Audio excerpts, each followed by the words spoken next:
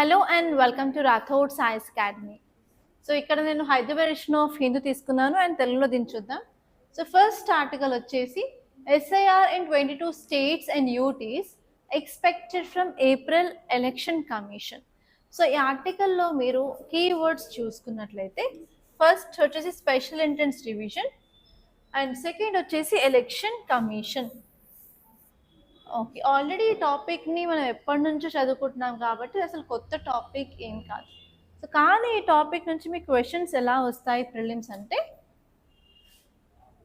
Okay first వచ్చేసి consider the following statements regarding SIR అని చెప్పి దాని కింద ఒక 2 నుంచి 4 స్టేట్మెంట్స్ ఇచ్చేసి ఇందులో ఏవి కరెక్ట్ ఆర్ ఇన్కరెక్ట్ అడిగే ఛాన్స్ అయితే ఉంది. First type of question. And second type of question మీకు ఎలక్షన్ కమిషన్ ఆఫ్ ఇండియా గురించి రావచ్చు. అండ్ ఇక్కడ వచ్చేసి ఎలక్షన్ కమిషన్ ఆఫ్ ఇండియాలో మనకి చీఫ్ ఎలక్షన్ కమిషనర్ కానీ, ఎలక్షన్ కమిషనర్ కానీ, అపాయింట్మెంట్ ప్రాసెస్ కానీ, రిమూవల్ ప్రాసెస్ కానీ, ఫంక్షన్స్ కానీ అన్నీ కలిపి మీకు స్టేట్మెంట్స్ బేస్డ్ క్వశ్చన్ వచ్చే ఛాన్స్ ఉంది. అండ్ నెక్స్ట్ వచ్చేసి ఎస్ఐఆర్ అండ్ ఈసీఐ రెండింటి మధ్య రిలేషన్ కింద మీకు ఇంతకుముందు చదువుకున్న ఆర్టికల్స్లో సుప్రీంకోర్టు క్వశ్చన్స్ ఈసీఐని అడిగినప్పుడు కొన్ని ఆర్టికల్స్ చూపించేసి ఇది నా పవర్ అని చెప్పడం జరిగింది. కాబట్టి ఇక్కడ ఇంకొక టైప్ ఆఫ్ క్వశ్చన్ మీరు ఏం ఎక్స్పెక్ట్ చేయొచ్చు అంటే ఆర్టికల్స్ ఇచ్చేసి దాని యొక్క ఎక్స్ప్లెనేషన్ పార్ట్ లాగా కూడా ఇవ్వచ్చు. అండ్ ఇందులో ఎన్ని పేర్స్ కరెక్ట్ ఆర్ ఇన్కరెక్ట్ అని అడగచ్చు. అది ఇంకొక type of question. And fourth type of question ఏంటంటే ఈ రోజు వచ్చిన ఆర్టికల్లో భాగంగా అది important. Which of the following constitutional and legal protections to conduct SIR by election commission of India అని చెప్పి కింద ఆర్టికల్స్ కానీ యాక్ట్స్ కానీ ఇచ్చేసి which of the above are correct or incorrect అని అడిగే ఛాన్సెస్ ఉన్నాయి. సో ఇలా 4 టైప్స్ ఆఫ్ క్వశ్చన్స్ మీరు ఈ టాపిక్ నుంచి ప్రిలిమ్స్ పాయింట్ ఆఫ్ వ్యూలో ఎక్స్పెక్ట్ చేయొచ్చు అనమాట. ఓకే, నా ఇప్పుడు మనం ఈ ఆర్టికల్ చూసుకున్నట్లయితే నేను కొంచెం దీన్ని జూమ్ చేస్తాను. Election commission has formed state poll అథారిటీస్ని ఫామ్ చేసింది. ఇది ఏం చేస్తుంది అంటే మిగతా స్టేట్లో ఎక్కడైతే ఎస్ఐఆర్ చేయలేదో, ఇంతవరకు మనం ఏం చదువుకున్నాము, బీహార్లో స్టార్ట్ చేశారు, బెంగాల్కి వెళ్ళారు, ఈవెన్ సదరన్ స్టేట్స్లో కూడా చేశారు కొన్ని ఏరియాస్లో. సో మిగతా స్టేట్స్కి ఎక్కడైతే చేయలేదో అక్కడ ఎస్ఐఆర్ ఏప్రిల్ నుంచి స్టార్ట్ అవుతుంది అని చెప్పారనమాట. ఆ స్టేట్స్ ఏంటో కూడా సెకండ్ పారాగ్రాఫ్లో ఇచ్చారు, ఒకసారి మీరు చూసుకోండి. సో ఇక్కడ ఏంటంటే Andhra Pradesh, Arunachal Pradesh, Chandigarh, Dadra Nagar Haveli, Daman and Diu, Haryana, Himachal Pradesh, Jammu and Kashmir, Jharkhand, Karnataka, Ladakh, Maharashtra, Manipur, Meghalaya, Mizoram, Nagaland, NCT అంటే national capital territory of Delhi, Odisha, Punjab, Sikkim, Tripura, Telangana and Uttarakhand ఈ స్టేట్లలో ఎస్సీఆర్ ఏప్రిల్ నుంచి స్టార్ట్ అవుతుంది అని చెప్పారనమాట. ఓకే, ఈ ఆర్టికల్ తరఫు నుంచి మీరు చూసుకోవాల్సిందంటే అసలు ఎస్ఐఆర్ అంటే ఏంటి, ఎందుకు చేశారు, దాని యొక్క సిగ్నిఫికెన్స్ ఏంటి, దాని యొక్క ఆబ్జెక్టివ్స్ ఏంటి. చాలాసార్లు ఎస్ఐఆర్ యొక్క ఆబ్జెక్టివ్స్ గురించి కూడా క్వశ్చన్ వచ్చే ఛాన్స్ అయితే ఉంది. ఓకే, సో మీరు ఇక్కడ ఎస్ఐఆర్ అంటే స్పెషల్ ఎంట్రన్స్ డివిజన్ అనమాట.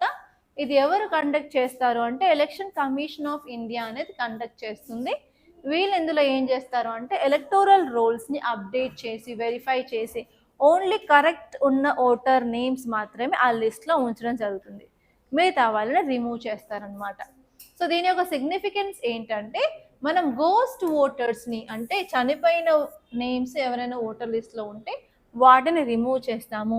అలాగే చాలాసార్లు ఎవరైతే రిజిస్టర్ చేసుకున్నారో వాళ్ళ పేర్లు కూడా మనం రిమూవ్ చేస్తాము. అండ్ అంతేకాకుండా డూప్లికేట్ ఎంట్రీస్ అంటే ఒకరికే 2-3 చోట్ల ఉంటుంది కదా, సో అలా డూప్లికేషన్ ఉన్న వాళ్ళని కూడా రిమూవ్ చేస్తామన్నమాట. దాని ద్వారా మనం ఎలక్షన్స్లో ఫేర్నెస్ అనేది ఇంప్రూవ్ చేయడానికి వీలుగా ఉంటుంది. అండ్ అంతేకాకుండా ఎస్ఐఆర్ అనేది డెమోక్రటిక్ చేంజెస్ని కూడా రిఫ్లెక్ట్ అనేది చేస్తుంది.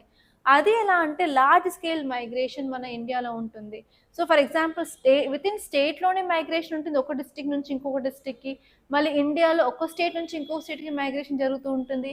అండ్ ఇండియాలో ఉన్న సిటిజన్స్ వేరే కంట్రీస్కి కూడా మైగ్రేట్ అయ్యి వెళ్తూ ఉంటారు కాబట్టి అలా మైగ్రేషన్ డెమోగ్రఫిక్స్ని కూడా క్లియర్గా ఇక్కడ చూపిస్తుంటుంది అనమాట.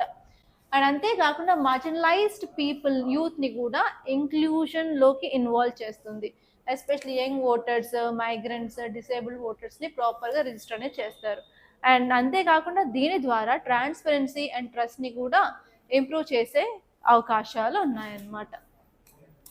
ఓకే, దీని యొక్క మేజర్ ఆబ్జెక్టివ్స్ ఏంటంటే మనం అప్డేట్ చేయాలి, కరెక్ట్గా ఎలక్టోరల్ రోల్స్ని చేయాలి, అండ్ ఎస్పెషలీ మన డూప్లికేషన్ నేమ్స్ని, డిసీజ్డ్ ఓటర్స్ని, ఇన్ఎలిజిబుల్ పర్సన్స్ని రిమూవ్ చేయొచ్చు. అండ్ అంతేకాకుండా ఆల్ ఎలిజిబుల్ సిటిజన్స్ని మనం క్లియర్ కట్గా ఇంక్లూడ్ అనేది చేస్తామన్నమాట. అంటే ఇంతవరకు ఎవరైతే ఎన్రోల్మెంట్ లేదో వాళ్ళ నేమ్స్ వాళ్ళని కూడా తీసుకోవడం జరుగుతుంది. ఎస్పెషల్లీ చాలా వరకు మనం పీడబ్ల్యూడి క్యాండిడేట్స్ అంటే పీపుల్ విత్ డిసేబిలిటీస్ వాళ్ళకు కూడా ఓటర్ వచ్చి వాళ్ళు ఓటింగ్ అదంతా సరిగ్గా వాళ్ళు ఇంక్లూడ్ అవ్వకపోవచ్చు, వాళ్ళని కూడా ఇప్పుడు కంప్లీట్గా తీసుకునే అవకాశం ఉంటుంది. అండ్ ఈ పనుల ద్వారా మనం ఎస్పెషలీ పబ్లిక్ ట్రస్ట్ ఎలక్షన్స్ మీద ఇంప్రూవ్ చేసే అవకాశం ఉంటుంది. అండ్ నెక్స్ట్ వచ్చేసి మనం ఈవెన్ ఎస్పెషలీ ఎలిజిబుల్ ఓటర్స్ 18+ ఎవరున్నారో వాళ్ళని అందరినీ ఇంక్లూడ్ చేయడానికి ఈజీగా ఉంటుంది అనమాట. అంతేకాకుండా మనకి నెక్స్ట్ వేరే స్టేట్లలో అసెంబ్లీ ఎలక్షన్స్ ఎలా ఉంటున్నాయి కదా, సో వాటికి ఇప్పటి నుంచి మనం అంతా రెడీ అవ్వడానికి ఇది ఒక ఛాన్స్ లాగా మనం యూజ్ చేసుకోవచ్చు. అండ్ దీనికి సంబంధించిన లీగల్ ఫ్రేమ్వర్క్ ఏంటంటే ఆర్టికల్ 324. ఆర్టికల్ 324 ఏం చెప్తుంది అంటే మన ఎలక్షన్ కమిషన్ ఆఫ్ ఇండియాకి పవర్ అనేది ఇస్తుంది. ఆ పవర్ దేని గురించి అంటే ఎలక్షన్స్ని సూపరింటెండెన్స్ చేసేది, అలాగే డైరెక్ట్ చేసేది, అండ్ ఎలక్షన్స్ని కంట్రోల్ చేయడం లాంటివి మనం చేయొచ్చు. అండ్ అంతేకాకుండా ఆర్టికల్ 326 ఏం చేస్తుంది అంటే మనకి అడల్ట్ సఫ్రేజ్ అనేది ఇస్తుంది. అడల్ట్ సఫ్రేజ్ అంటే ఏం లేదు, మీరు 18+ ఇయర్స్ ఉన్నట్లయితే మీకు కంపల్సరీ రైట్ టు ఓట్ అనేది ఉంటుందన్నమాట. అండ్ అంతేకాకుండా మనకి representation of people's act of 1950 ఉంటుంది. అదేంటంటే ఎలిజిబుల్ ఓటర్స్కి ఓటింగ్ రైట్స్ని ప్రొవైడ్ చేస్తుంది. అండ్ అంతేకాకుండా మనకి రిజిస్ట్రేషన్ ఆఫ్ ఎలక్టోరల్ రూల్స్ 1960 కూడా ఇక్కడ మనకి స్పెషల్ అది కూడా ఏంటంటే ఎన్రోల్మెంట్ ఎలా చేయాలి, రివైజ్ ఎలా చేయాలి ఎలక్టోరల్ రూల్స్ని అని చెప్పి ఇది క్లియర్గా చెప్తుంది. కానీ ఇప్పుడు మేజర్ ప్రాబ్లం ఏంటంటే అసలు స్పెషల్ ఎంట్రన్స్ డివిజన్ అనే వర్డ్ అనే పదం మనకి ఎక్కడ అంటే మన కాన్స్టిట్యూషన్లో లేదు, అలాగే మనకి ఎలాంటి రూల్స్లో కూడా ఇవ్వలేదన్నమాట. అందుకే దాని మీద డిబేట్స్ అనేవి జరుగుతున్నాయి. అది కూడా పాసిబుల్ స్టేట్మెంట్ అనేది ఉంటుంది. Special entrance division is explicitly mention in the constitution. Only కాన్స్టిట్యూషన్లో కాదు, ఎక్కడ ఏ రూల్ బుక్లో కూడా రాసలేదన్నమాట. ఓకే, సో నెక్స్ట్ ఆర్టికల్ చూసుకున్నట్లయితే ఇక్కడ Bill Gates pulls out of AI summit అని ఒక ఆర్టికల్ ఉంది. Next India sees future not fear in AI says Modi. మనకు తెలుసు మన ఇండియాలో ఒక మేజర్ ఈవెంట్ అయితే ఇప్పుడు నడుస్తుంది. అదేంటంటే ఏఐ ఇంపాక్ట్ సమ్మిట్ 2026 అనమాట. అందులో భాగంగా చాలా ఆర్టికల్స్ అయితే ఈరోజు న్యూస్లో వచ్చాయి. సో అవి కొన్ని ఇంపార్టెంట్వి తీసుకుందాం. ఇక్కడ మనకి ఏంటంటే బిల్ గేట్స్ నిన్న అతను స్పీచ్ ఇవ్వాల్సి ఉందన్నమాట. కానీ ఏంటంటే ఆయన పేరు ఎప్స్టీన్ ఫైల్స్లో మళ్ళీ రావడం అదంతా అవ్వడం వల్ల అతను మేబీ ఆ రీజనో కాదో కరెక్ట్గా ఇంకా ఎవరికి తెలియదు, బట్ స్పీచ్ ఇచ్చే గంట ముందు అతను రావట్లేదు, ఐఎమ్ నాట్ కమింగ్ అని చెప్పి I want to cancel my speech అని చెప్పారనమాట. అలా స్పీచ్ అనేది క్యాన్సిల్ అయింది. సో అది చాలా పెద్ద ఈవెంట్ కదా, అతను ఢిల్లీలోనే ఉన్నప్పటికీ కూడా అతను వచ్చి స్పీచ్ చెప్పలేదు ఈ ఈవెంట్లో అన్నట్లయితే మనకి నెగిటివ్గా మనకి పోర్ట్రే అయితే అవుతుంది. కాబట్టి ఆ టైంలో మనకి మీడియా వాళ్ళు అందరూ అంటే బీబీసీ, సిఎన్ఎన్, గార్డియన్ లాంటివి సోర్సెస్ అన్నీ ఏం చెప్పాయి అంటే ఎస్ ఎప్స్టీన్స్ ఫైల్స్ వల్లే తను రాలేదు అన్నట్టు వాళ్ళు కొంచెం పోర్ట్రే చేశారనమాట.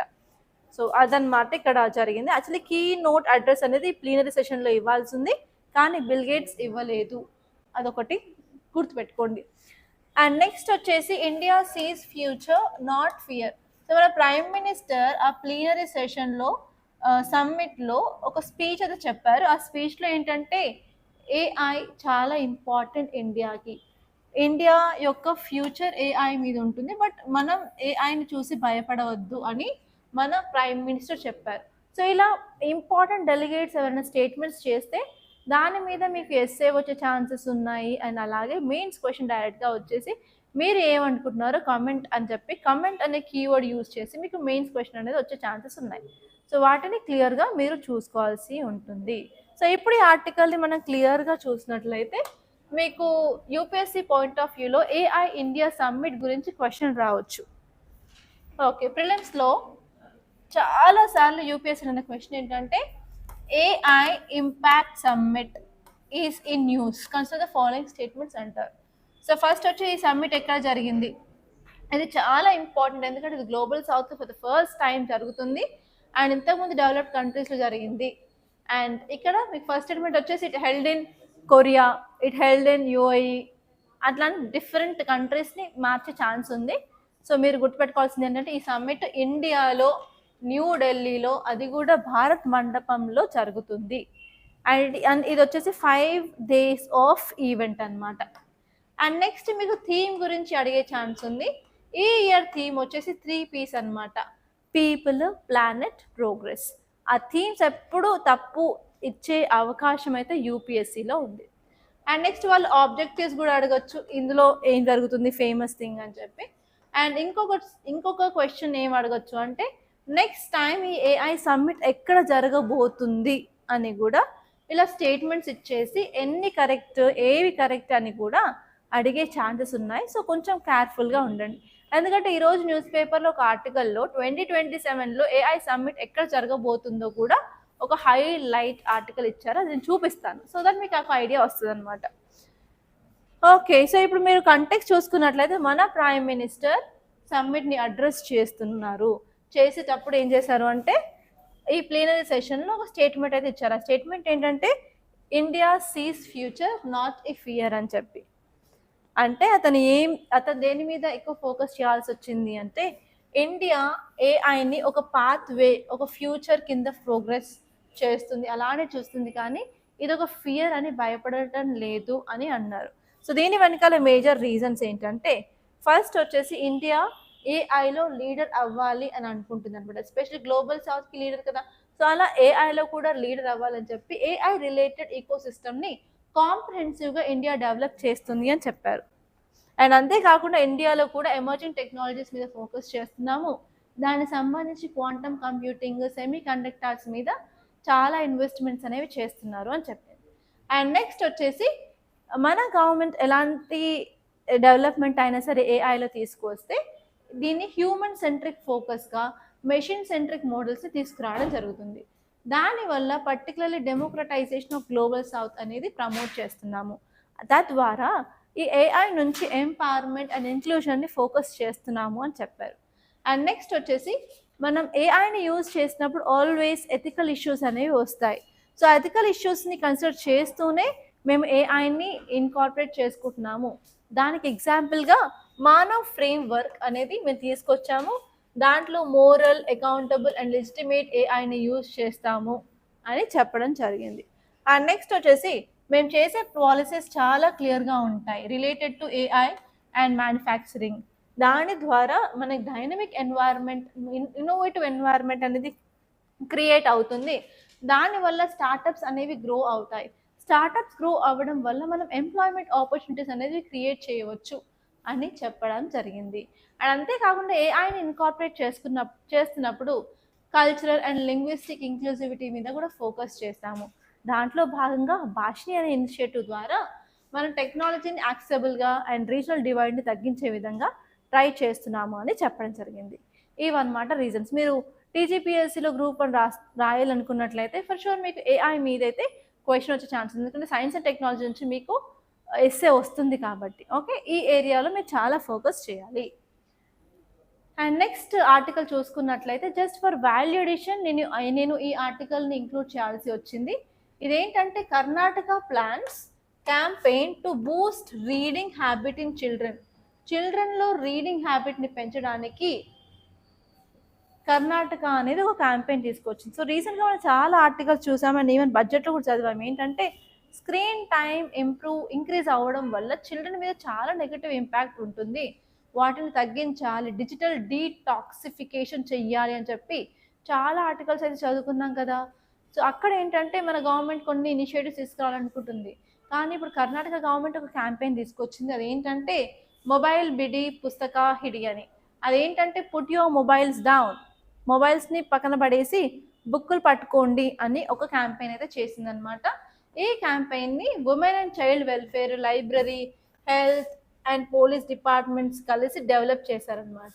ఈ విధంగా పిల్లలకి చదువు పైన ఇంట్రెస్ట్, బుక్కులు చదవడంలో ఇంట్రెస్ట్ అనేది నేర్పించినట్లయితే ఆబ్వియస్గా మనం వాళ్ళు స్క్రీన్ టైంని తగ్గించవచ్చు అనే ఐడియా అనమాట.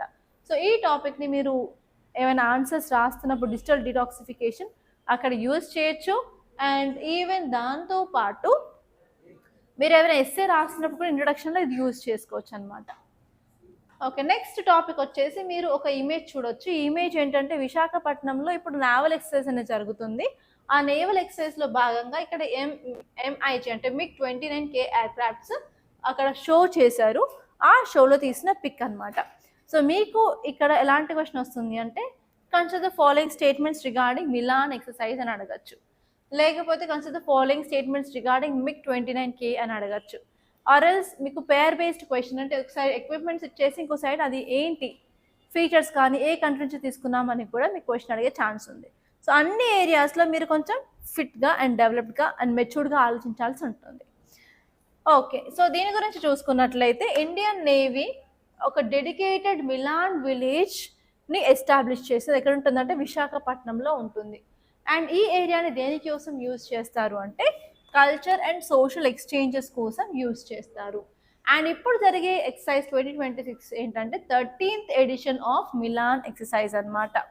ఇది 15th నుంచి 25th ఫిబ్రవరి వరకు కండక్ట్ చేస్తారు. అండ్ ఇందులో అరౌండ్ 70 కంట్రీస్ వరకు పార్టిసిపేట్ చేస్తున్నాయి. ఫర్ ద ఫస్ట్ టైం కొన్ని కొత్త కంట్రీస్ పార్టిసిపేట్ చేస్తున్నాయి. అవేంటంటే జర్మనీ, ఫిలిప్పైన్స్ అండ్ UAE అనమాట. అండ్ నెక్స్ట్ మిలాన్ గురించి చూసుకున్నట్లయితే మిలాన్ ఒక బయన్నియల్ మల్టీలాటరల్ నేవీ ఎక్సర్సైజ్. ఇది ప్రతి 2 సంవత్సరాలకు ఒకసారి ఆర్గనైజ్ చేస్తారు. ఇది ఎవరు హోస్ట్ చేస్తారు అంటే ఇండియన్ నేవీ అనమాట. సో దీన్ని స్టార్ట్ చేసింది 1995లో. అప్పుడు అండమాన్ నికోబార్ కమాండ్ వాళ్ళు స్టార్ట్ చేశారు. ఇనిషియల్గా మన ఇండియాతో పాటు 4 కంట్రీస్ పార్టిసిపేట్ చేశాయి అనమాట ఆ ఎక్సర్సైజ్లో. ఆ 4 కంట్రీస్ నేవీస్ ఏంటంటే Indonesia, Singapore, Sri Lanka and Thailand. And ఈ ఎక్సర్సైజ్ ఒక మేజర్ కోర్ ఆబ్జెక్టివ్స్ ఏంటి? ఫస్ట్ వచ్చేసి మనం కంట్రీస్ మధ్య అండర్స్టాండింగ్ పెరగడానికి, ట్రస్ట్ పెరగడానికి అండ్ ప్రొఫెషనల్ ఇంటరాక్షన్ ఉండడానికి దానికి యూజ్ చేస్తూ ఉంటారు. సో వాళ్ళు ఏం చేస్తారంటే free, open, inclusive and rule based maritime ఆర్డర్ని ప్రమోట్ చేస్తారు. అండ్ అంతేకాకుండా ఇక్కడ మనకి కొన్ని ఫేజెస్ ఉంటాయి. ఏం చేస్తారంటే సెమినార్స్ ఇవ్వడం కానీ, సబ్జెక్ట్ మ్యాటర్ ఎక్స్పర్టైజ్ వచ్చి స్పీచ్లు ఇవ్వడం కానీ, అలా ఇంటర్ఆపరబిలిటీ కానీ, humanitarian disaster management related things చేయడం కానీ, సబ్మెరైన్ వార్ఫేర్ చేయడం కానీ, అలాగే వాళ్ళ దగ్గర టెక్నాలజీ మన దగ్గర టెక్నాలజీ షేర్ చేసుకోవడం లాంటిది కానీ జరుగుతూ ఉంటుందన్నమాట. అండ్ ఇది వచ్చేసి యాక్టిస్ట్ పాలసీ అండ్ మహాసాగర్ విజన్ని ఇంప్రూవ్ చేయడానికి కూడా మనం ఇలాంటి ఎక్సర్సైజ్ అనేవి చేయవచ్చు. Okay, next article just title రాసుకోండి. ఎందుకంటే నేను ఇంతకుముందు చెప్పాను కదా AI ఇంపాక్ట్ సమ్మిట్లో క్వశ్చన్ ఎలా వస్తుంది అని చెప్పి. స్టేట్మెంట్స్లో నెక్స్ట్ టైం ఎక్కడ జరుగుతుందని కూడా అడగచ్చు. So next time AI impact summit ఎక్కడ జరుగుతుందంటే స్విట్జర్లాండ్లోని జెనీవాలో జరుగుతుందని స్విట్జర్లాండ్ ప్రెసిడెంట్ అనౌన్స్ చేశారు. కాబట్టి చాలా చాలా ఇంపార్టెంట్ అనమాట. ఓకే, నెక్స్ట్ ఆర్టికల్ చూసుకున్నట్లయితే ప్రైవసీ ట్రాన్స్పరెన్సీ. ఈ ఆర్టికల్ అర్థం చేసుకోవాలి అంటే 2023లోకి వెళ్ళాలన్నమాట. సో మీరు 2023లో మీరు ప్రిపరేషన్ స్టార్ట్ చేసినట్లయితే ఆర్ ఎల్స్ కరెంట్ అఫైర్స్ చదువుతున్నట్లయితే మీకు DPDP యాక్ట్ గురించి తెలిసే ఉంటుంది. DPDP యాక్ట్ ఏంటంటే digital personal data protection act. Okay, దీన్ని కొంచెం క్లియర్గా చూద్దాము. ఓకే, క్లియర్గా చూసే కంటే ముందు అసలు కంటెక్స్ట్ ఏంటో చూస్తే మీకు క్లియర్గా అర్థమవుతుంది. సో ఇక్కడ ఏంటంటే on Monday Supreme Court of India referred a series of petitions challenging amendment to Section 81J of RTI Act by Section 44(3) of DPDP Digital Personal Data Protection Act 2023 to a constitutional bench. ఏంటంటే supreme court కొన్ని పిటిషన్స్ని constitutional బెంచ్కి refer చేసింది. ఆ యొక్క case ఏంటంటే RTI versus DPDP act.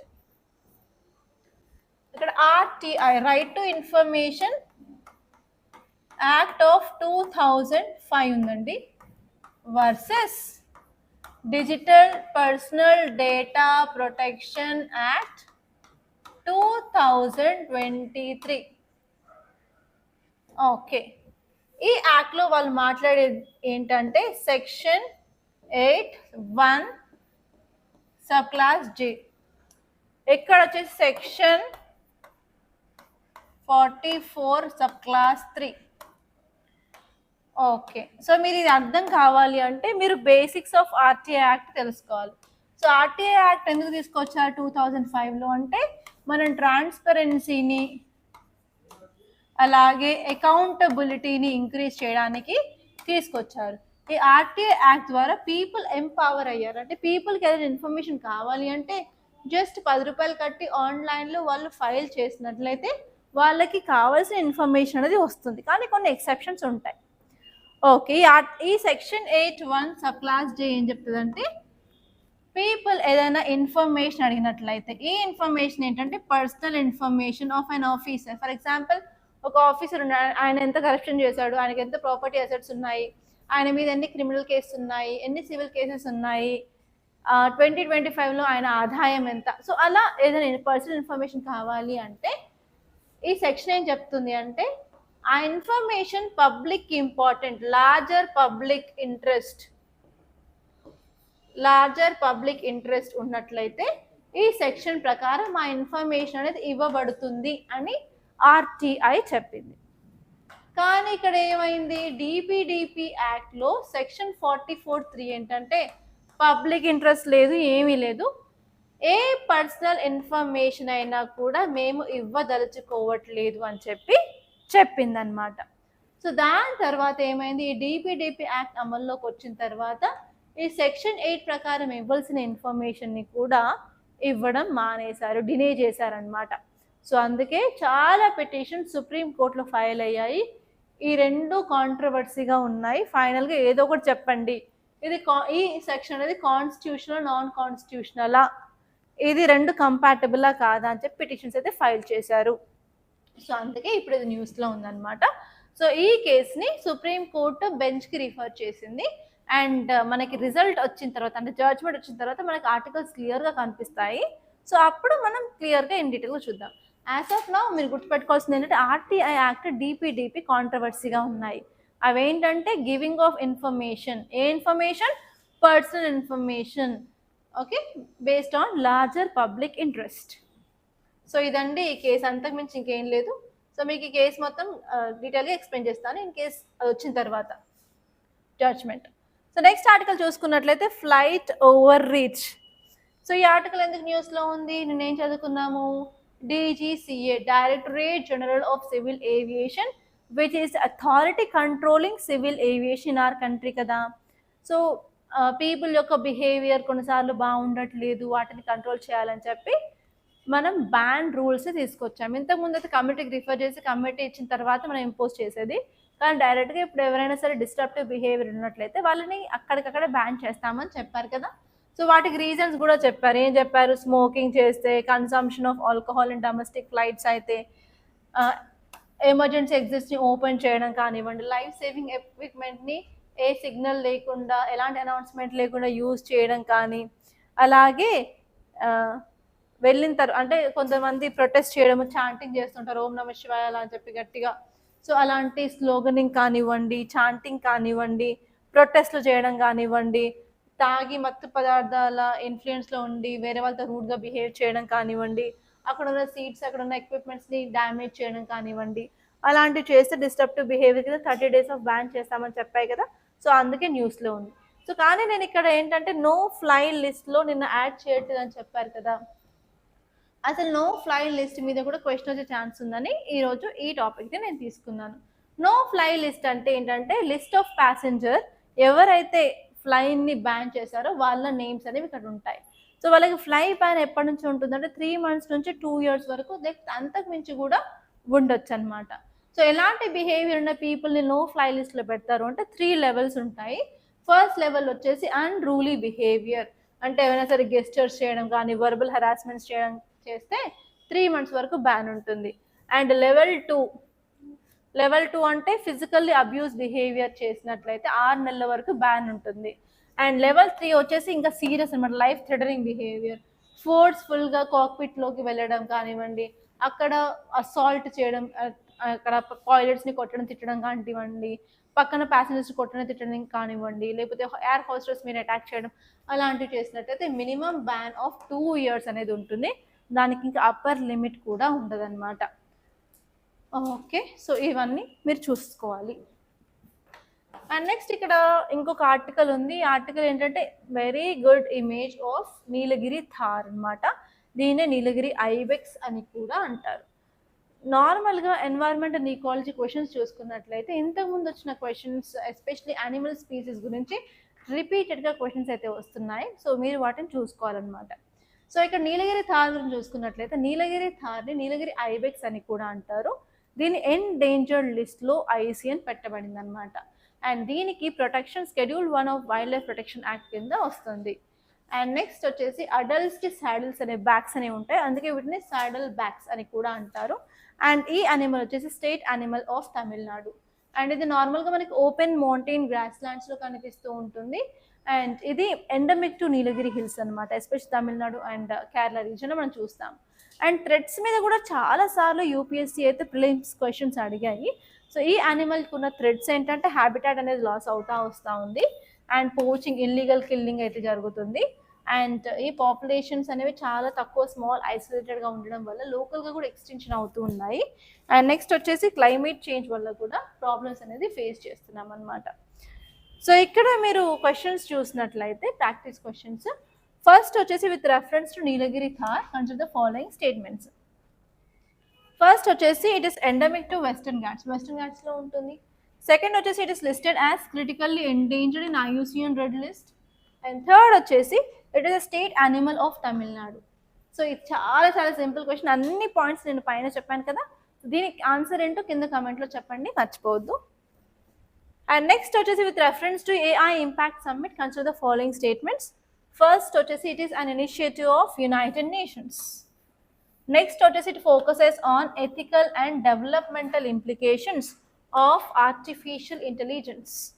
It has participated in discussions related to global AI governance framework. Which of the statements are right? So నార్మల్గా మీరు UPSC prelims practice questions చేసినట్లయితే ఇంతకుముందు వచ్చినవి PYQs, అక్కడ ఏమైనా సబ్మిట్ ఉంటే అక్కడ UN అని యాడ్ చేస్తాడు.